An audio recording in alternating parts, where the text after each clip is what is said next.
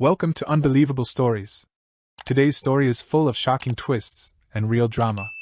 Subscribe and like to stay updated. Let's dive in. I watched her go up the 3 steps to the building's entrance, pause on the landing, and talk into what looked like an intercom, then reach for the door. Even from where I was standing, I could hear the buzz that unlocked it. She went inside with the tube still in her hand, stood in the lobby, and pulled out her phone. She made a call, and I was surprised when my phone didn't ring. She talked for a while, then headed over to the stairs and started going up. His room was on the 3rd floor. Her quick steps made it clear she knew exactly where she was going. This was it, everything would finally be done. As I watched her disappear up the stairs, I started thinking back to that day when everything I believed in my life fell apart. It happened so long ago, and I was surprised that the sight of my wife cheating on me would bring it all back again.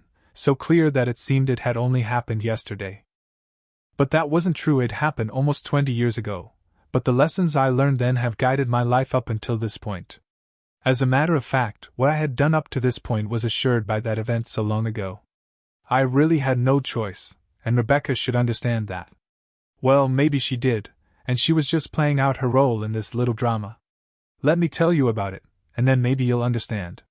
When it began, I was 11 years old and I lived with my parents, Patricia and David Miller, in Orlando, Florida. My name is Alex, after my grandfather.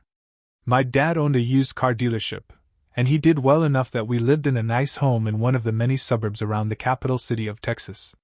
Mom was a history teacher, and she taught English to high school kids. It was the summer, Mom was not working, and I was out of school and playing baseball with the little leagues.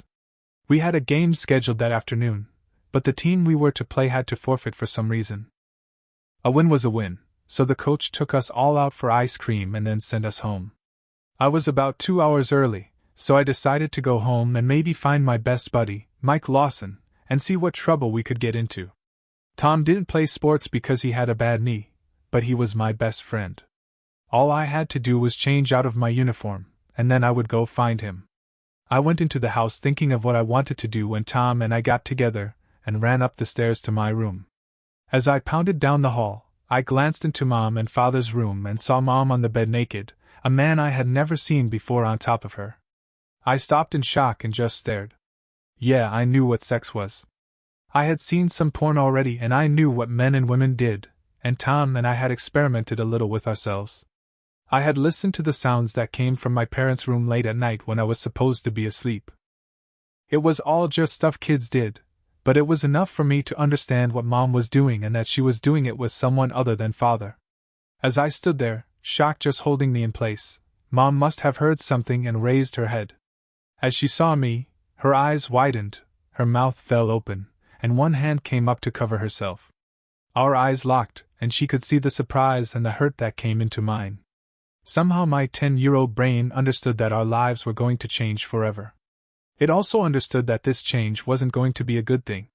Oh God, Alex, please honey, just wait there till I can come out. Please wait for me, okay? She pushed the man on top of her to the side and scrambled off the bed, trying to cover herself as she flailed around looking for a robe or something to cover her nakedness, never letting go of me with her eyes. The man was yelling at her, not understanding what had happened. He grabbed her, and she slapped him with a loud crack, yelling, "Let me go! Let me go!" As she turned away from me, the spell was broken and I turned and ran down the stairs and out the door, never pausing or looking back. The sight of my naked mother lying under another man burned into my 10-year-old brain. I ran and ran until I had no breath left to run. I found myself walking slowly along a single-lane road that led out of town, and I stopped, trying to locate where I was. I saw a small gas station and convenience store just ahead and realized I had run for almost 5 miles before stopping. I went in, bought a soda and a bag of chips, and then began the long walk back. I had no idea what I wanted to do, but I was sure I didn't want to talk to my mother. She had cheated on my dad, and I loved my dad more than life itself. He was my hero, my mentor, and my rock. What she did made me mad, madder than I had ever been at either one of my parents. We had the usual little spats that meant nothing, but this one was different.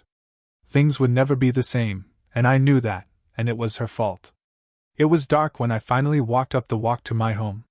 I stopped at the door, hesitating to go in, not knowing what I would find. I opened the door and walked in to find my mother and father sitting in the living room waiting for me. I stopped in the entranceway and looked first at her, then him.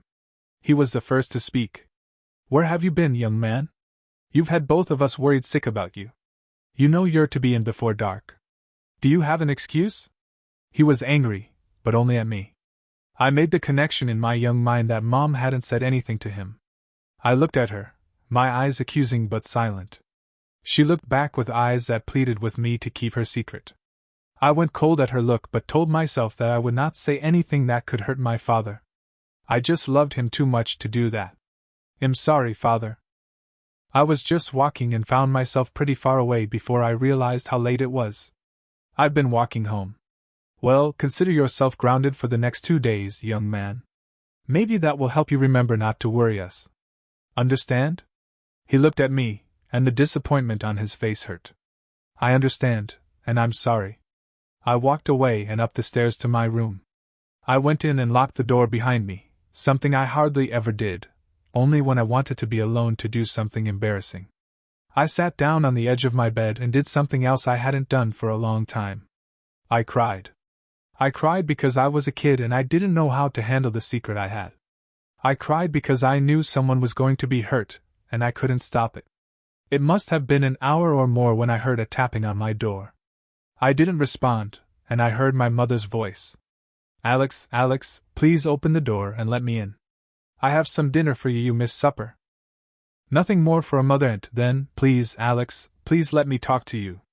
I had no choice, she was my mother, and she said please. What could I do? I turned the lock and then moved quickly back to sit on my bed. She opened the door and stood there, a tray in her hands and a smile on her face. The tray was welcome, the smile seemed forced and insincere. Even as a kid I could tell that. She seemed nervous as she came in, put the tray on my desk, and then moved over to sit beside me on the bed. As she did, I got up and moved to the desk chair and sat down. She let out a gasp as I did, and I saw the tears begin. She wiped her eyes and then seemed to come to a decision. She looked at me, her face closed and blank. "I have to ask you to not say anything to your father. This is something he should not have to know. The pain of my actions would hurt him terribly. It was a mistake, Alex, and one I made without thinking. It will never happen again, you have my word." Keeping my voice low so Father wouldn't hear me, I said, "I don't believe you. You cheated on Father, and you did it right here in our house. Why shouldn't I tell him? Why should you be allowed to do something like that and not have to pay? I was just a little late, and am being punished." "Who's punishing you then?" She put her face in her hands and started to cry. I watched her shoulders as they moved with her sobbing. I sat there unmoved. Even at the age of 10, I wonder now that a great deal of time has passed if I believed even then that she was acting for my benefit. The art of betrayal demands superb acting skills, and apparently my mother had learned well. "I'm sorry, Alex.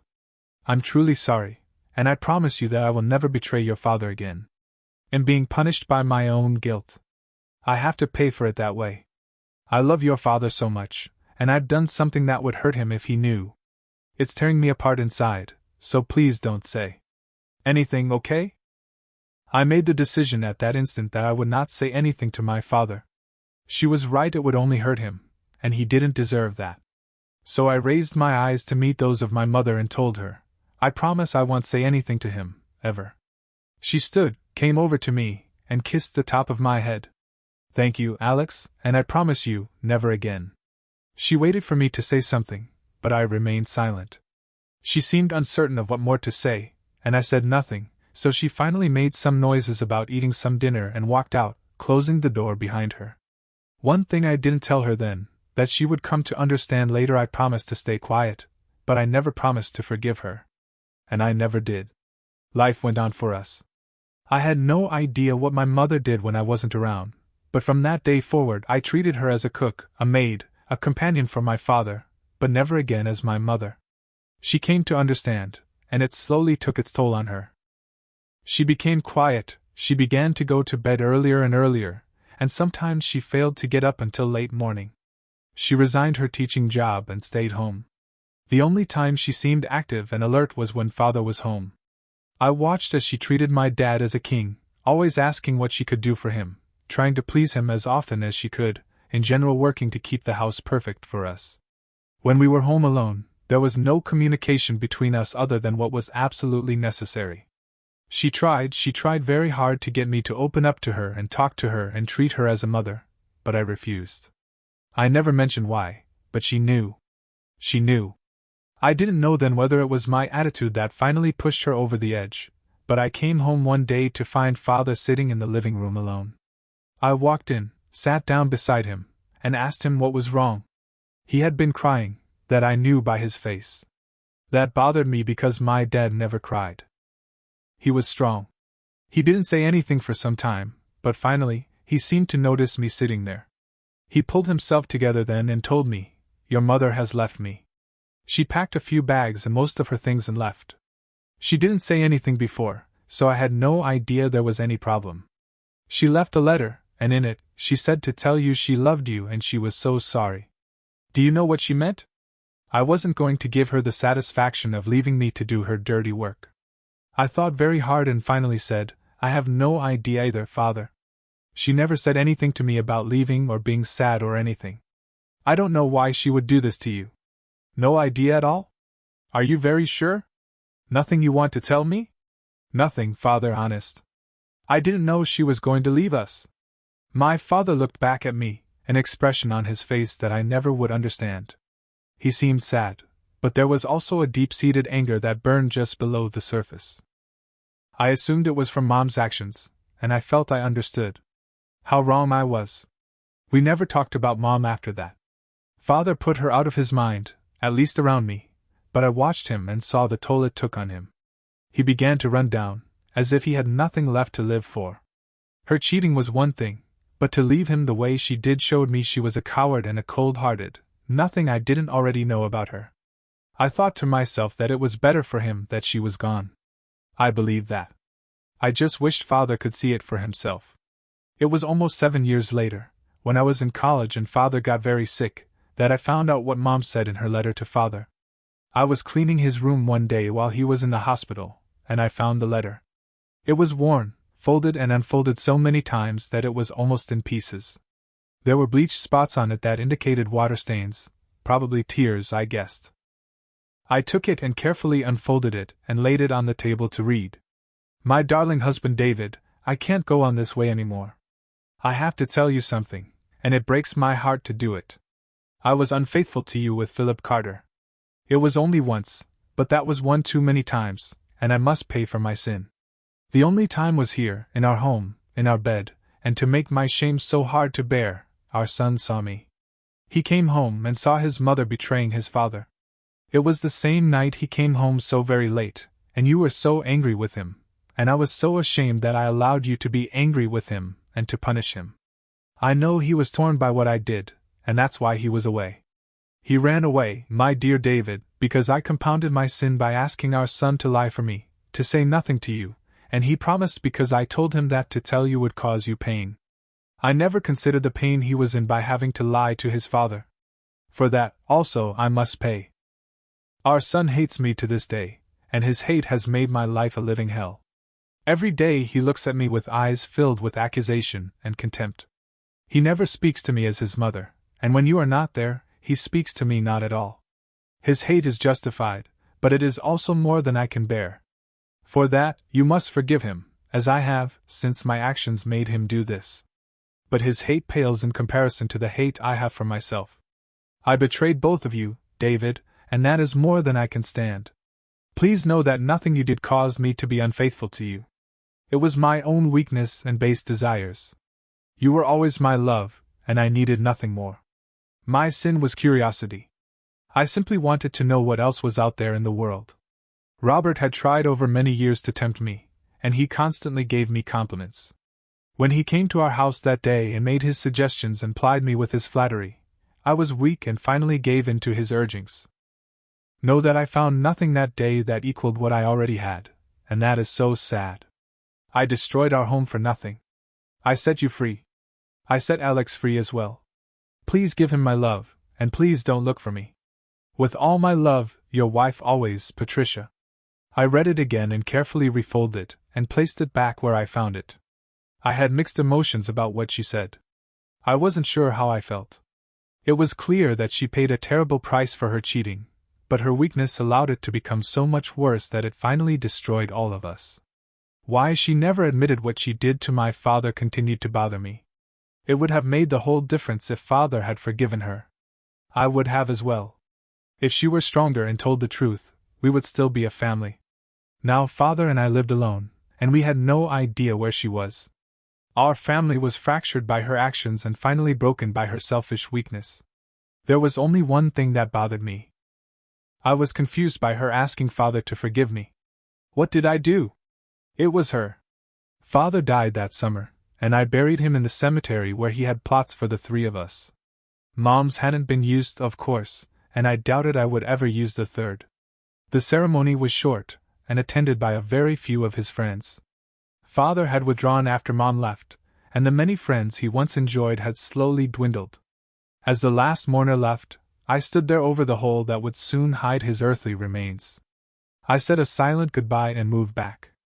As I glanced up at the horizon, I saw a lone woman standing there, the sun to her back blocking any view of her face.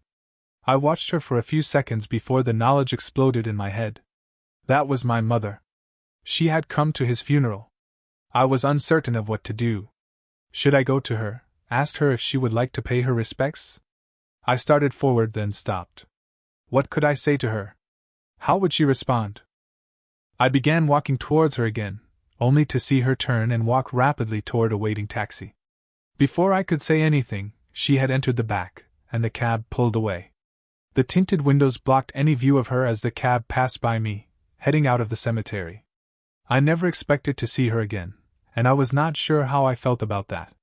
But after father died, I put it all behind me, sold the dealership, sold the old house, and moved all my stuff into a small duplex that I bought.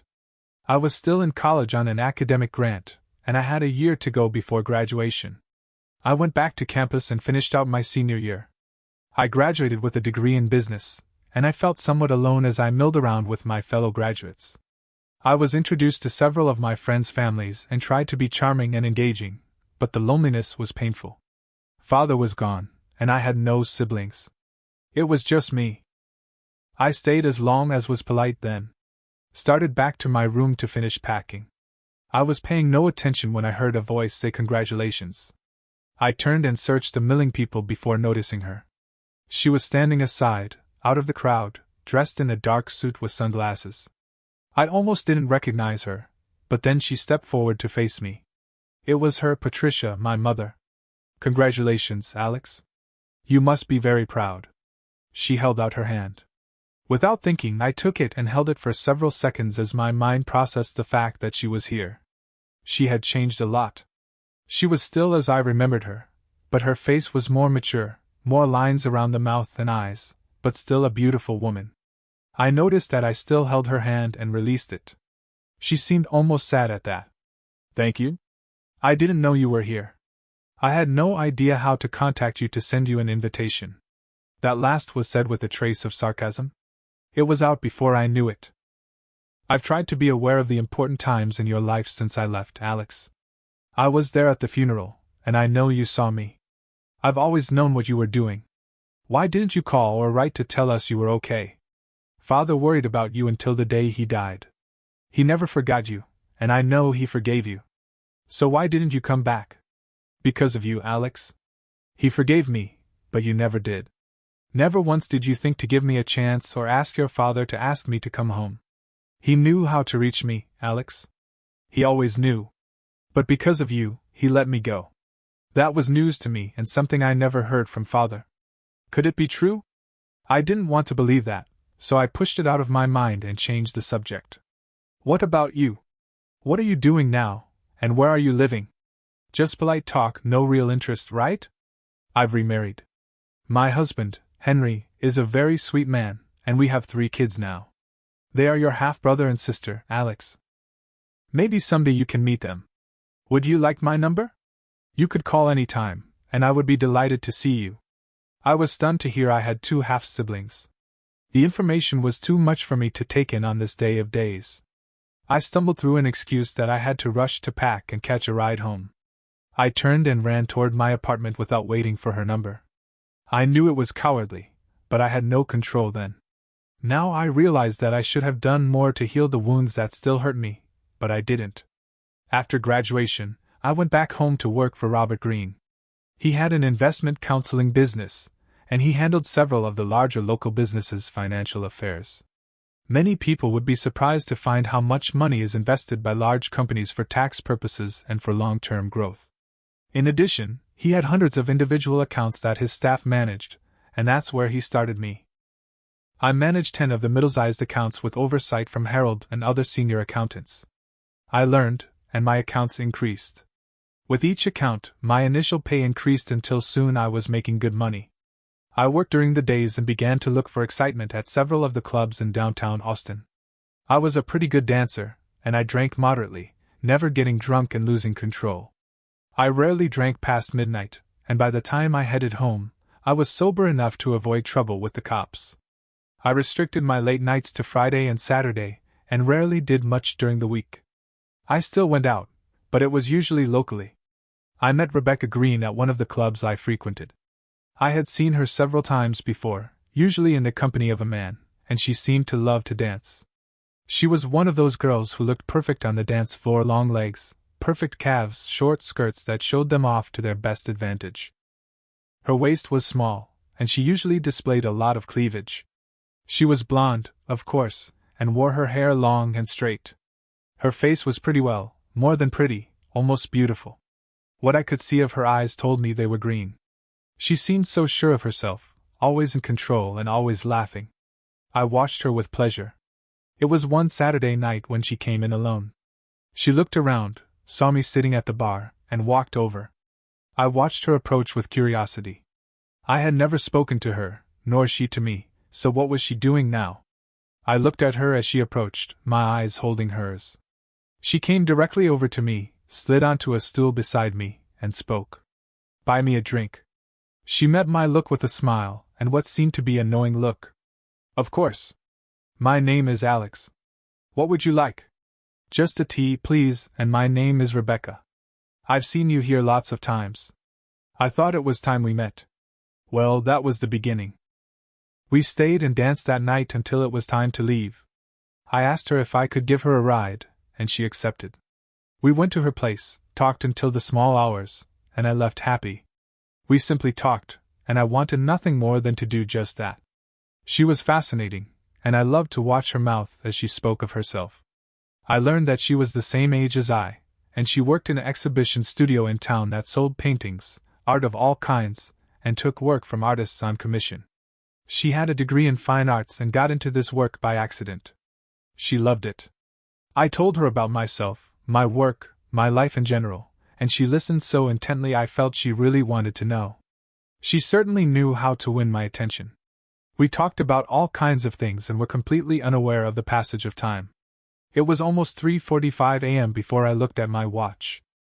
When I discovered how long I had been there, I apologized profusely, but she just smiled and said she had the best time. She walked me to the door.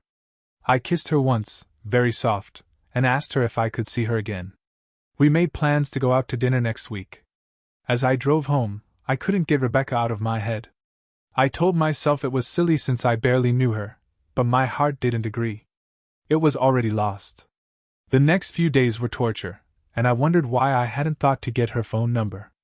I finally looked her up in the book and found it. I called Tuesday and talked to her again. It was almost a continuation of Saturday night. I never wanted to hang up, neither did she. I couldn't wait till tomorrow night and dinner. Rebecca and I began to date, and soon it became exclusive. After being with her for less than 6 months, I proposed, and she accepted. We decided to get married as soon as possible. Since she had no family to speak of, and neither did I, we flew to Reno and got married in a small ceremony, either of us knowing who stood for us or who performed the ceremony. We spent a week there as our honeymoon. We rarely got out of the room for the first 4 days. Our sex life was one of the things that made us want to get married. She was insatiable in the bedroom, and she was up for almost anything. As we began our married life, we talked long and hard about what we each expected from the other. Neither of us wanted children, at least not for the foreseeable future, maybe sometime later. I spent one rainy afternoon telling Rebecca about my mother and what she did. I let her know that infidelity was a non-starter for me. If she wanted to consider an affair, I told her to let me know, and I would free her of her marriage commitments immediately. She would then be free, and I would let her go. I told her that the pain of losing her would be infinitely less than the pain of her betraying me. She listened, told me she understood perfectly, and she assured me she felt the same way. We promised each other again that we would remain faithful unless, God forbid, we decided to end our marriage. Then we would do so first before a betrayal could occur. Our marriage was strong, and Rebecca and I did many things together. We traveled the world, went skydiving, deep-sea diving and fishing, and learned to ski and snowboard. We went camping and spent many nights out under the stars in our sleeping bags in a tent. Our life was filled with each other and many adventures. We matured together and learned each other's desires and secrets. We shared everything. We had friends by the dozen, and we did things with them when our common interests matched. We had no special friends, however, always keeping those we liked close but not intimate. It seemed safer to both of us that way. We had been married 7 years when the first problems occurred.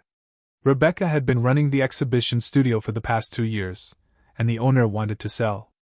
Rebecca talked to me about buying the exhibition studio herself, and I listened to her proposal. We had the money, and she seemed so sure that I, of course, agreed. She made the offer, and the owner accepted. 3 months later, we owned the exhibition studio. Rebecca began working there more and more hours, and I began to see a change in her. She was more intense now, and she seemed to be more and more involved with buying and selling. I was pleased that she was so happy running the place, but I was not as happy with the amount of time she was spending there.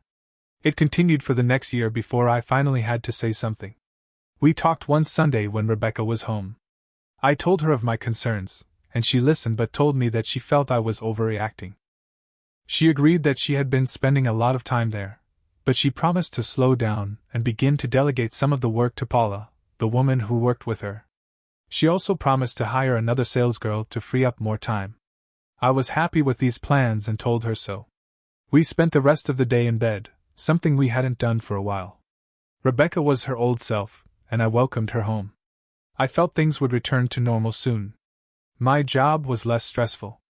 I was now a full partner in the business, and I had 15 people working under my direction. Unlike Rebecca, I spent less and less time at the office since my job was mentoring and monitoring, which I did while I was there. With good training, my people were able to work without my constant direction, leaving me free to make cold calls and deal with specific problems, all things done during working hours. Money was no object to Rebecca and me, and we had made all the arrangements for our retirement and funding for the things we planned to do. We had now been married for 10 years. Rebecca had cut back on the exhibition studio hours, and I was spending more time at home. We settled into a routine that included going out to dinner several nights a week, spending weekends at our cabin up in the mountains where we had four-wheelers and snowmobiles, depending on the season, sometimes with friends, sometimes alone. The only thing I began to notice was that our lovemaking began to change. At first, it was very subtle. Rebecca would sometimes claim to be too tired to do anything. Sometimes it would be a headache that seemed to occur more often now than before. At other times, when she was willing, her involvement in lovemaking was less than enthusiastic. Before, she had been very vocal and very active. Now, much less so, except on weekends when she seemed to be more like her old self. At first, I chalked it up to fatigue from working too much. I decided to mention it one night when she claimed fatigue. "Rebecca, honey, what's going on? You've changed over the past few months. You're tired a lot, you have headaches way too often, and you seem to be so distracted during the week. And you've been spending more and more time at the exhibition studio again. You're imagining things again, Alex? I'm tired, yes, but only because we have been trying to get more artists to show their works, and the headaches are from stress and tension. I'm okay, really. Please don't worry so much. I have to worry when you seem so distracted and distant. It makes me wonder, Rebecca. It makes me afraid that you seem to be drifting away. I don't know what to do except worry. Please don't, Alex. I'm okay, I promise you. And I'm not drifting away. I love you, Alex, and only you. There's never been anyone else for me. To make her point, she changed her mind, and we made love. It was more like old times, and I began to relax and accept her assurance. That was a mistake. I told myself later that her actions were more from guilt than from any attempt to try to get back to where we were. I began to think back to the actions of my mother. She tried to make up for her indiscretion by treating my father like a king, doing what she could for him, and always being there for him, much like Rebecca was beginning to do. Since our lives had become so predictable, Rebecca and I both did the same things we had been doing, with one exception. I began to work less and less and spend more time watching my Rebecca. I would drive downtown to the exhibition studio and sit across the street at a small cafe. I would watch the front door for a while, knowing that the back door led to a dead-end alley and only the garbage trucks used it. It was not safe for cars or people to be back there since it was home to drug users and alcoholics. All deliveries came in the front door, as did visitors or employees. I watched from my seat, especially after closing time. Rebecca never left until an hour or so later. Several times I watched Rebecca go out accompanied by a young man I had never seen.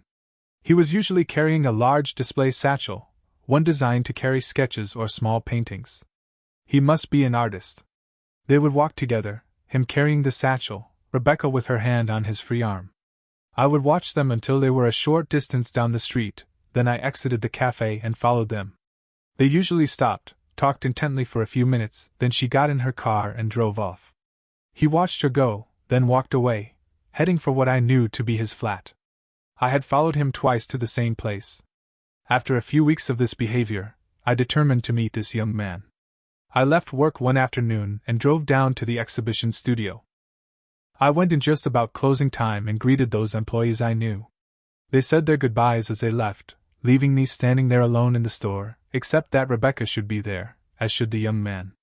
I walked toward the back, where I knew there was a large open space sometimes used as a display area for works to be marked for sale. As I entered that area, I saw Rebecca and the young man standing closely together, looking at something.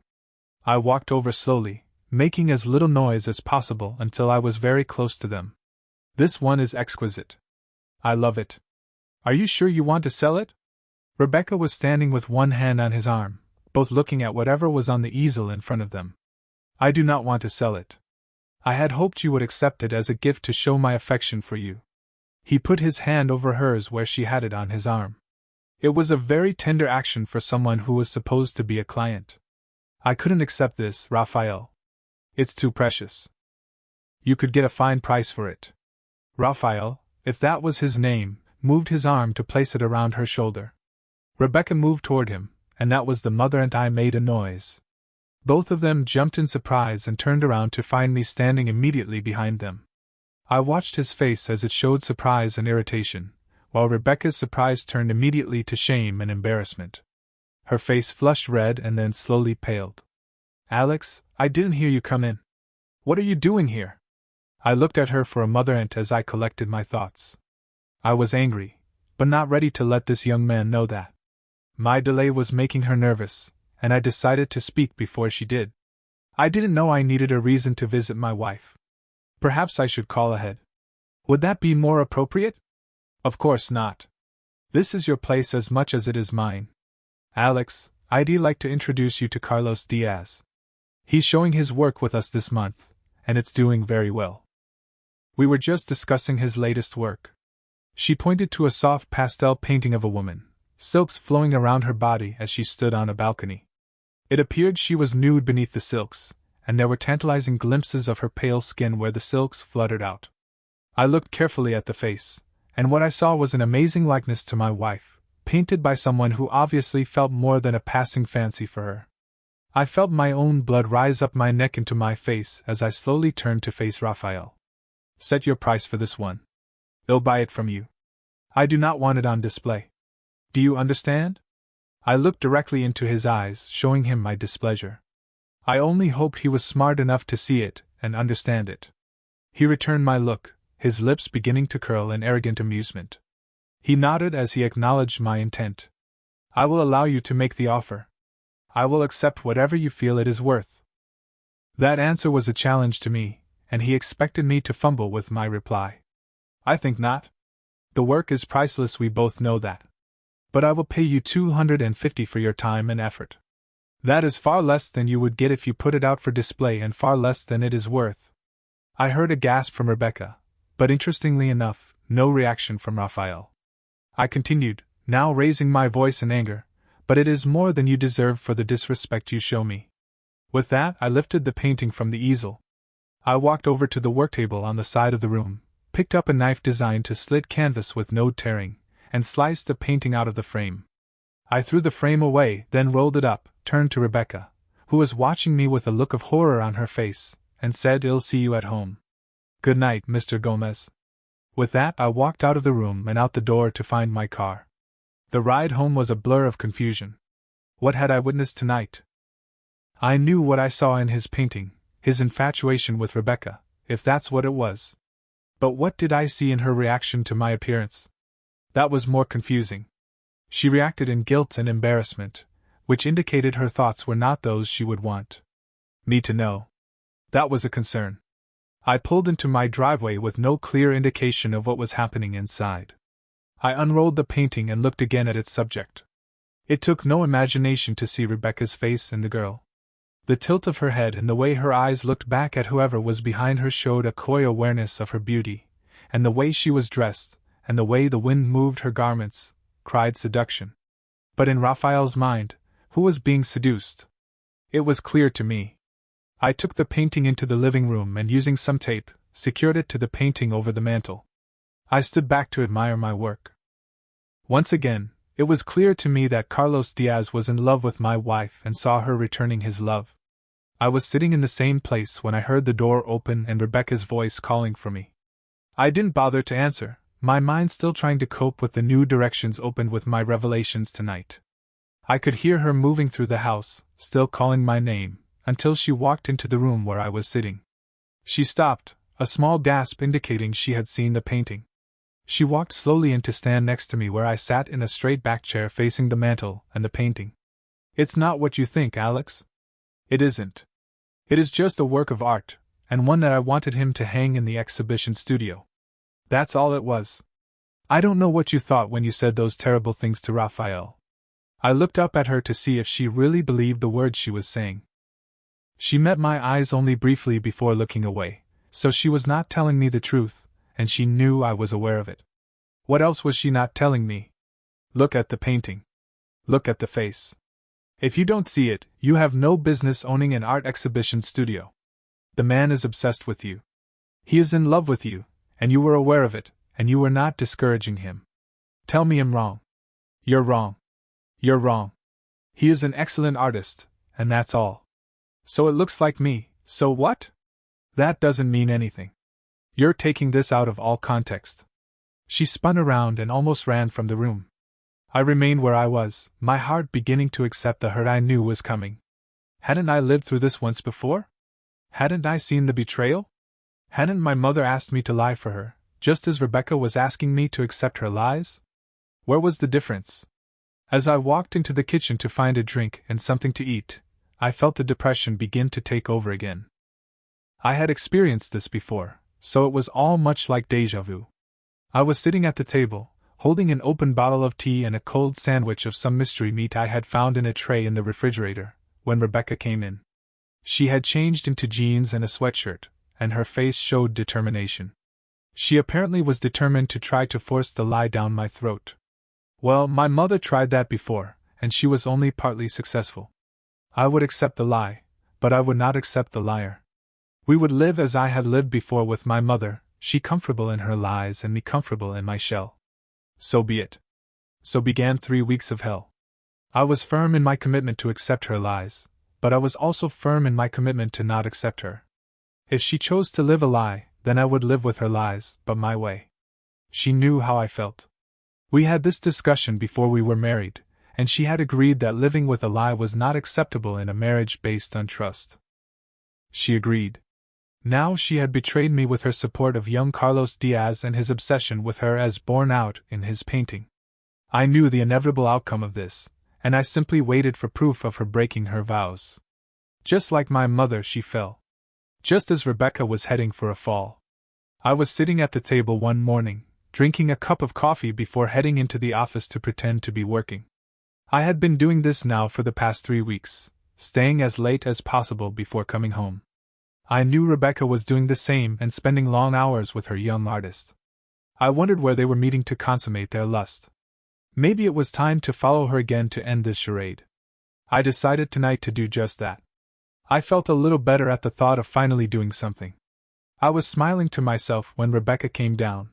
She saw the smile and mistook it for something other than what it was.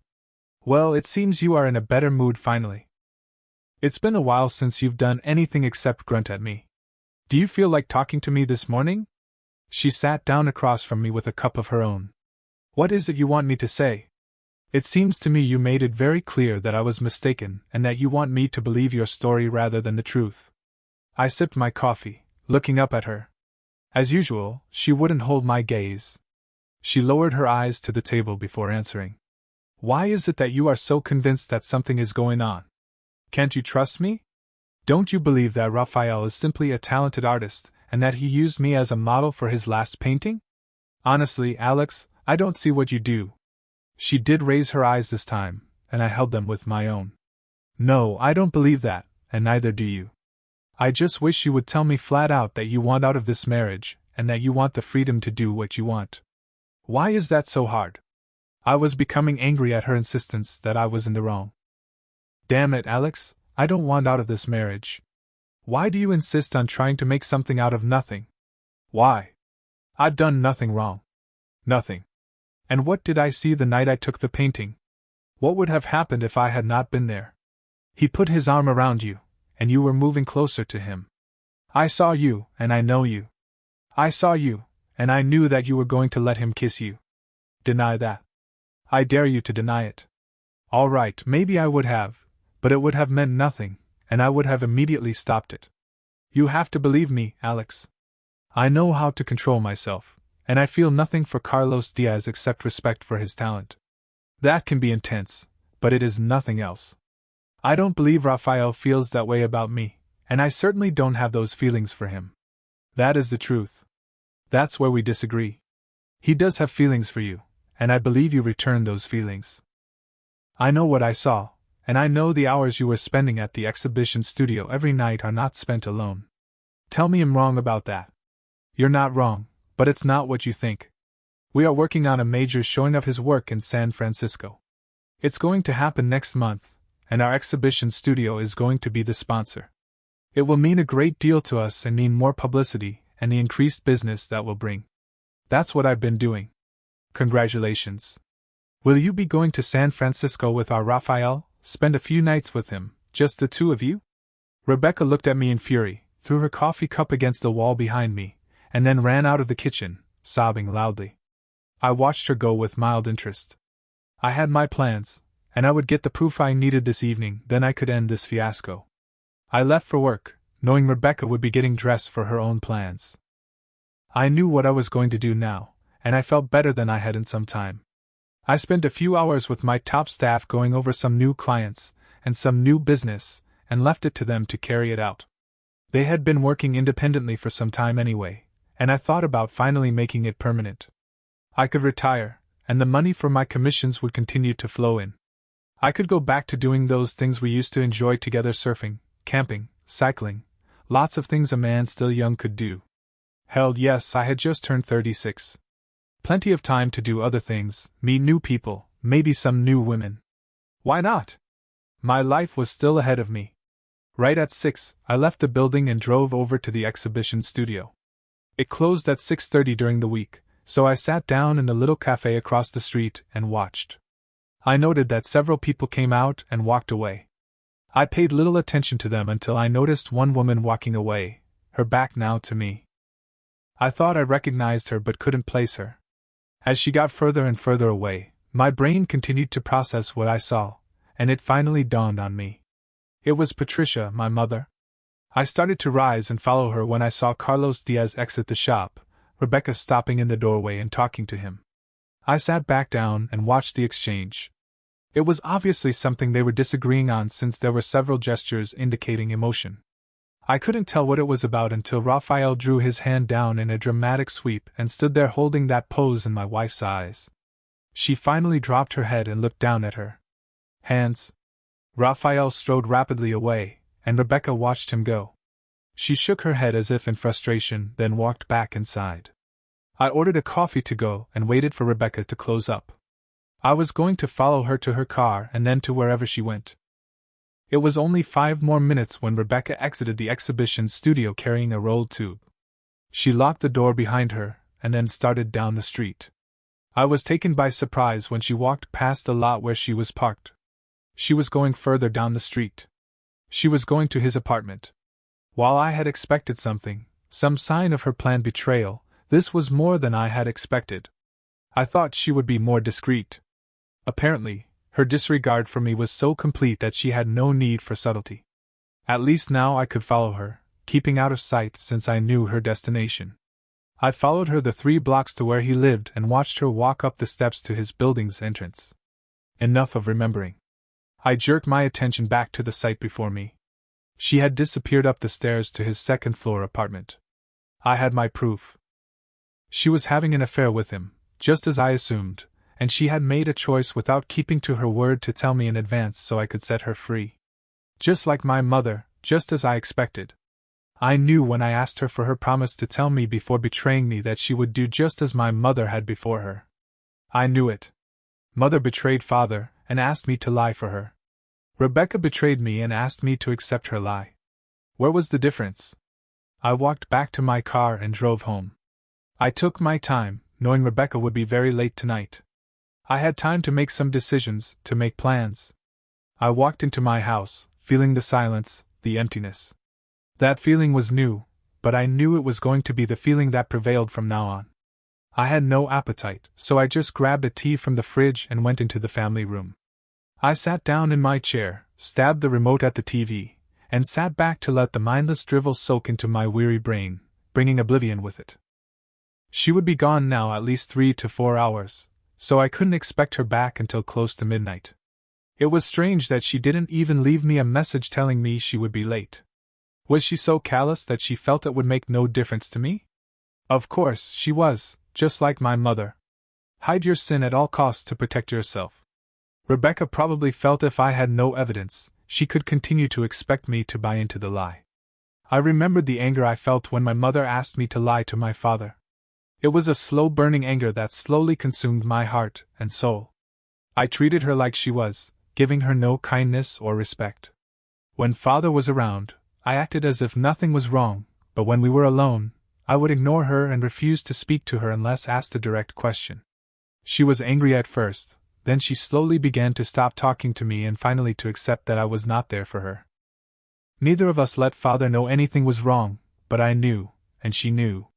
She never did tell him, and finally she left. I guess she was such a coward that she couldn't stand it. Well, father was better off without her, wasn't he? Wasn't he? As that question circled around and around in my brain, I began to feel a warmth creep up my neck and into my face until finally, it burned in panic. Was I wrong? Had my father really been happier with her gone? Was I lying to myself to justify my own anger and feelings of betrayal? Oh God, what if I had been wrong? I told myself he was better off for years, but I never questioned it. God, I had refused to face the answer to that question all this time. The answer was right in front of me all that time. The answer was no. He was miserable, and it was my fault, not hers. I remember the look on his face when she left. He asked me if I knew what she meant when she said she was so sorry. I lied to him and said I didn't have any idea. I remembered that look on his face. Was it anger at me? I finally knew that was exactly what it was, but he forgave me, as she requested. I drove her away, and I lied to him about that as well. What was it she said? You must forgive him. I have. How could she? How could he? God, I was miserable. I was going to ruin my life like I ruined my father's and my mother's. I was doing exactly the same thing to my wife, Rebecca, driven by my obsession with my mother's infidelity, and in the end, she had paid a greater price for it than she deserved because I couldn't forgive her. 10 years old, and I had the wisdom of the ages when I refused to see weakness as a human condition rather than a sin not worthy of forgiveness. And who was I, a child, to make that decision for my father? He and my mother both paid a price for my stubbornness. I suddenly realized it was too high a price to pay. All of this ran through my mind in those first minutes. Had I already driven Rebecca away with my insane jealousy and my overbearing moral superiority? Only this morning I had accused her of infidelity, but allowed her no chance to defend herself. It was just 7:30, a half hour after I saw my wife climbing the steps to meet her lover, when I heard the front door open and close. I stood up and turned to face whoever it was, my heart pounding in my chest in both fear and hope. I knew what I wanted, but did I dare hope? Could I make this right, or was it too late? I watched as Rebecca stepped into the room. "Hi. I'm glad you're here. I have something to say to you. Please wait for me. I want to change first, and then get something to drink. I won't be but a minute." She waited, then, when I didn't answer, she walked up the stairs to change. I sat back down, my surprise increased by my pleasure and relief that she hadn't stayed at Raphael's apartment for more than a few minutes.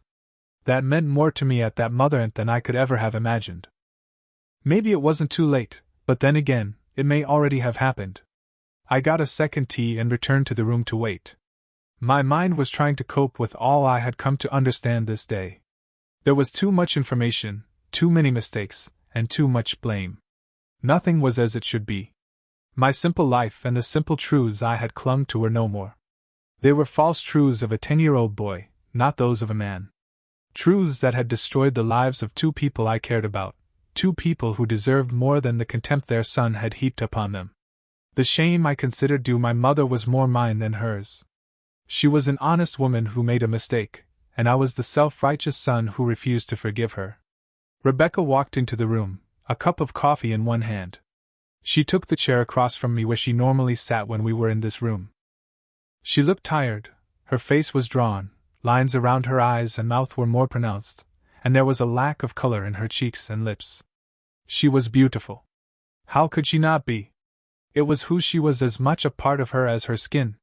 As I gazed at her, I felt a lump form in my throat, indicating my grief. I nodded at her to begin. "First, I want to say you were right. Raphael is in love with me, and I was the woman in his painting. The painting said it all, and you saw it. You saw what he felt, and what he wanted me to see, and for that, I feel ashamed. You saw it and told me, and I defended him. I was so wrong." Rebecca looked now at her hands folded on her lap, the coffee forgotten. "This past week has been very busy getting the arrangements for the San Francisco showing set. We have been working long hours together, and I failed to see what was happening. Raphael was reading things into my actions that I didn't mean. He took my admiration of his talent too far and made assumptions that were false. But again, I didn't see it, but you did, and you tried to tell me, and I ignored you. I disrespected you in this, and for that I am sorry. It came to a head today. I finally heard you this morning when you accused me of planning a trip with him to San Francisco. That you could possibly think that of me meant I had somehow given you doubts. Somehow, you were able to come to believe that of me because we were drifting apart, and I was the cause. I paid more attention to him than to my husband. And today, when I looked at the painting with that understanding, I saw me as he wanted me to be, and I was ashamed. I listened to her words, and I began to feel the weight of the world lifting from my shoulders. It wasn't too late. Regardless of what had already happened, she was still my wife and still my love. She understood what I saw, and it reminded her of the promises we made to each other. Perhaps she had strayed once, but she would stray no more. I could live with that, as I should have allowed my mother to live with her indiscretion. If I had, my father would have been happy. His life would have been worth living. Instead, I took that away from him, and I was ashamed. I looked at her face, her eyes, and leaned forward to show her I was serious. "Then I can forgive you for what you have done. If you come home to me and tell me that you will not stray again, I will accept that and love you as I have." She was shaking her head, smiling now. "But you don't understand. I've done nothing but forget that you were only trying to warn me. I should have seen the danger earlier and not caused you to worry about something that would never happen. You don't understand that I could never do anything to hurt you, regardless of who tempts me. I went to Raphael's apartment tonight to return the painting to him, and to tell him that I will no longer work directly with him. I feel nothing but admiration for him, but his feelings for me are not the same. I cannot allow him to think things could be different. They can't. You are my love and my only love. My heart overflowed with joy. She was true to me, and I was the one who was blind. We rose together and embraced. I love you, my wife. I love you with all my heart. We spent the evening talking and reconfirming our love. It had been too close this time. We lost our ability to talk to each other, and we lost that thread that held us together. That was a danger that we had to avoid. To that end, I made a suggestion to her. Rebecca, I would like to find my mother and try to make amends to her. I've learned too much about myself, and what I did to her and my father. I need to tell her and ask her to forgive me. She said she did, but I have to hear it for myself. Would you mind? I didn't know whether she knew who she had been seeing in the exhibition studio, but she surprised me when she said, "Of course, I don't mind. Would you like me to invite her over the next time I see her?" I smiled at her and told her I would be delighted. Thanks for watching. This story was full of twists. Would you forgive or let go? Share your thoughts in the comments, and don't forget to like and subscribe for more. See you next time.